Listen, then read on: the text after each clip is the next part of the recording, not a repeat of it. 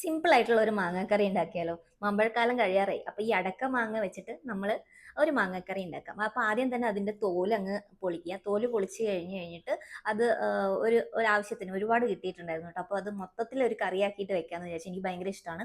അപ്പോൾ ആദ്യം തന്നെ വെളിച്ചെണ്ണയിൽ കടുക് പൊട്ടിച്ചതിന് ശേഷം നമുക്ക് ഒരു കൂടുതൽ കറിവേപ്പില ഇടാം. കറിവേപ്പില ഇട്ട പാട് തന്നെ കുറച്ച് എരിവിന്, നിങ്ങളുടെ എരിവിന് ആവശ്യത്തിനനുസരിച്ചിട്ട് മുളകും മഞ്ഞൾപ്പൊടിയും ഇട്ട് അതിന് ശേഷം അതിലേക്ക് നമ്മുടെ മാങ്ങ ഇട്ടിട്ടും ഫുള്ള് മിക്സ് ചെയ്യാം. മിക്സ് ചെയ്തിട്ട് ചെറുതായിട്ടൊന്ന് വെന്ത് വരുന്ന സമയത്ത് എന്ത് ചെയ്യണം എന്ന് വെച്ച് കഴിഞ്ഞാൽ നമ്മൾ അതിലേക്ക് വെള്ളം, ശർക്കര കുറുക്കിയിട്ടുള്ള ഒഴിച്ചിട്ടുള്ള ഒരു പാനീയം, എത്രയാണോ നിങ്ങൾക്ക് മധുരം വേണ്ടത് എന്നുള്ളതിനനുസരിച്ചിട്ട് അതിലോട്ട് ഒഴിച്ചു കൊടുക്കുക.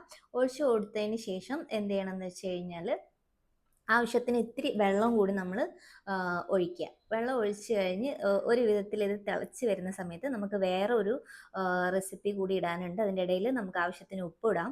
അതിനുശേഷം നമ്മൾ എന്ത് ചെയ്യണമെന്ന് വെച്ചാൽ ഒരു പാത്രത്തിൽ കുറച്ച്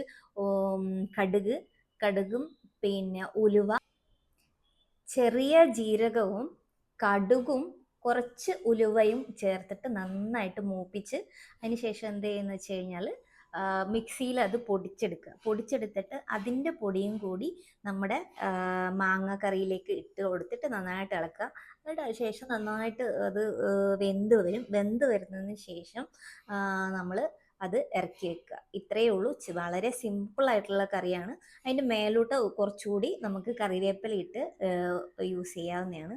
ഭയങ്കര ടേസ്റ്റാണ്. ചോറിൻ്റെ കൂടെയും നമുക്ക് എല്ലാത്തിൻ്റെയും കൂടി നമുക്ക് കഴിക്കാൻ പറ്റുന്ന ഒരു അടിപൊളി ടേസ്റ്റി ആയിട്ടുള്ള മധുരവും എരിവും ഒക്കെ കലർന്നിട്ടുള്ള ഒരു കറിയാണ് കേട്ടോ. ഇഷ്ടപ്പെട്ട കൂടെ കൂടിക്കോളൂ. ഫോളോ.